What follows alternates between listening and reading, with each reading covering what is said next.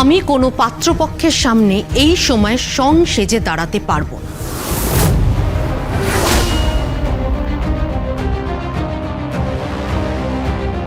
আমি কোনো জোকার নই ড্যাডি।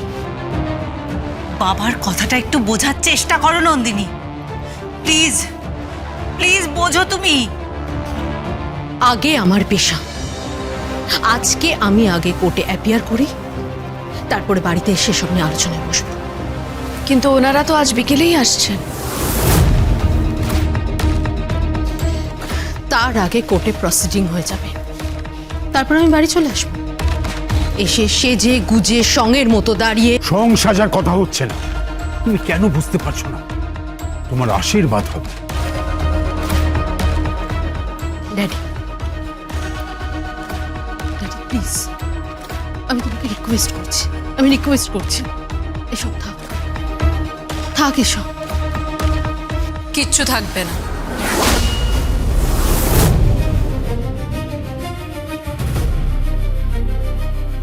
তটিনী,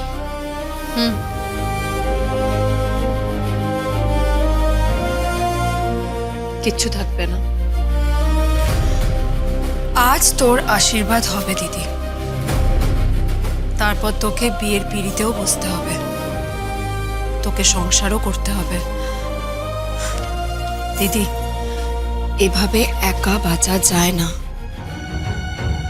তটিনী, এই মুহূর্তে দাঁড়িয়ে আমি তোর সাথে কোনো আর্গুমেন্ট করতে চাই না, করতে চাই না। এই মুহূর্তে দাঁড়িয়ে আমার জীবনের সব থেকে বড় ক্রাইসিস হচ্ছে আমাকে কোর্টে যেতে হবে।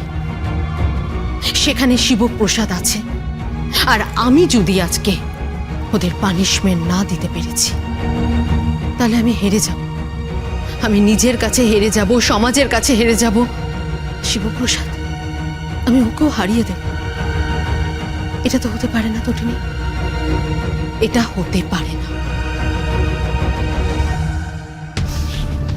তুই খুব ভালো করে জানিস তোর বরের কন্ট্রিবিউশন কি এই কেসটার উপর। তুই এটা জানিস ও কি ধরনের রিস্ক নিয়েছে এই কেসটার জন্য, সেটাও তুই জানিস।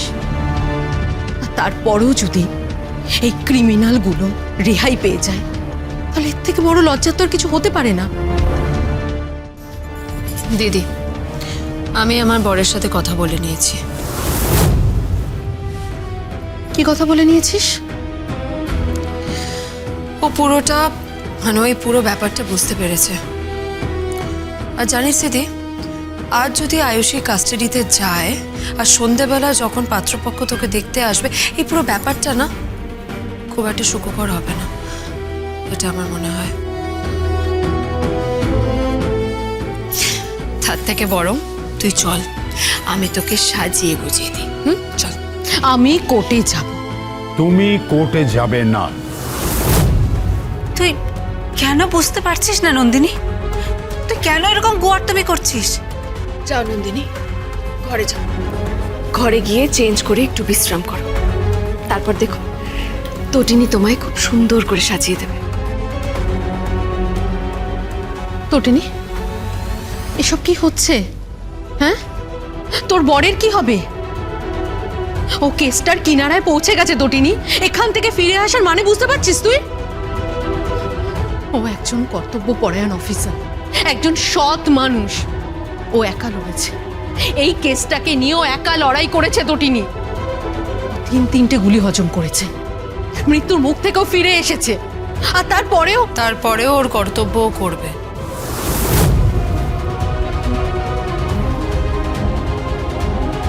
কি?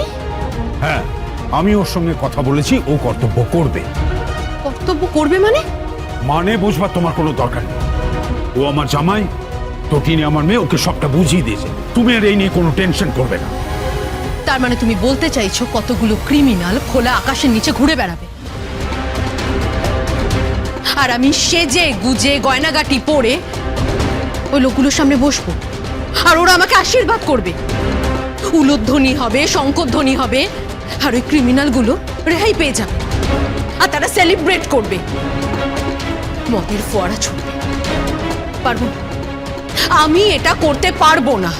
দিদি প্লিজ আমার কথাটা একটু শোন, প্লিজ আমার কথাটা একবার শোন। তটিনী, আমি কিছু বুঝতে পারছি না। তুই তোর সারা জীবনের সঙ্গী ছিলিস, তুই তোর পাশে ছিলিস রে।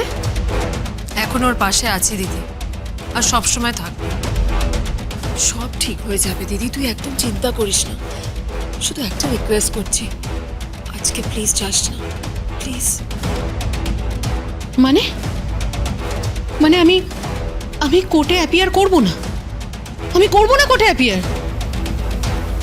তোমরা তোমরা কি বলছো বলো তো? আমি কিছু বুঝতে পারছি না। ঠিকই বলছি, আজ তুমি কোর্টে অ্যাপিয়ার করবে না, একদম করবে না। আর নন্দিনী, এটা একটা পারিবারিক সিদ্ধান্ত, তোমায় মেনে নিতে হবে।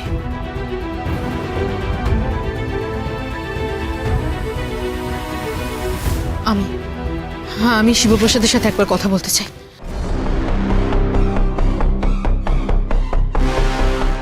কি ব্যাপার, এভাবে তাকিয়ে আছো যে? ভাবছি কি?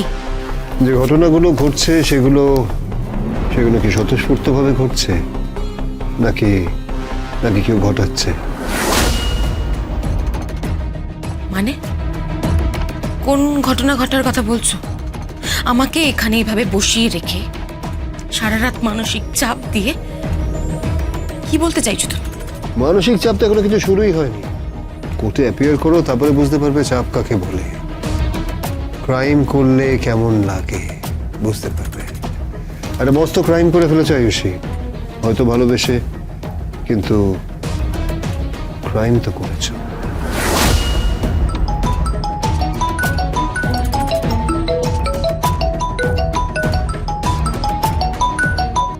হ্যালো হ্যালো শিবপ্রসাদ, তটিনী এসব কি বলছে? তটিনী বলছে আমাকে সেজে গুজে গয়নাগাটি পরে পাত্রপক্ষের সামনে বসতে হবে। আমার নাকি আজকে আশীর্বাদ হবে। ঠিকই বলেছে। তুমি তুমি সব কি বলছো শিবপ্রসাদ? তুমি কেসটার ইম্পর্টেন্স বুঝতে পারছো? হ্যাঁ, আমি বোঝার চেষ্টাই করছি। মানে মানে মানে একটা ডেট আমি ম্যানেজ করে নেবো, আপনি চিন্তা করবেন না। এই প্রথমবার আমার শ্বশুর মশাই আমার কাছে কিছু চেয়েছে। আমার তো আর নিজের মা বাবা নেই, একজন পিতৃতুল্য মানুষ আমার কাছে কিছু চাইছেন, অনুরোধ করছেন। আর সত্যি সত্যি যদি আজকে আয়ুষীর কাস্টাডি হয়ে যায়, তাহলে আপনার বিয়েটা। বিয়ে? কিসের বিয়ে? হ্যাঁ, কিসের বিয়ে শিবপ্রসাদ? আমি তো বিয়ে করতে চাই না আমি বিয়ে করতে। আমার জীবনে একটা অতীত আছে। আমি সবটা জানি, শিবপ্রসাদ, আমি সবটা জানি। আপনি নিশ্চিন্তে সাজগোজ করুন, আপনি একদম চিন্তা করবেন না। শুনুন, বাড়িতে অনেক দিন হইচই হয়নি, আনন্দ হয়নি, এবার হোক। আর আপনার পিতাও কন্যাদায়ের থেকে মুক্তি পাক।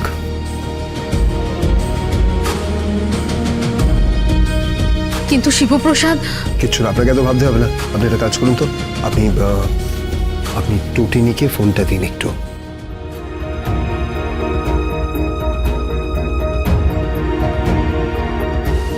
কথা বল।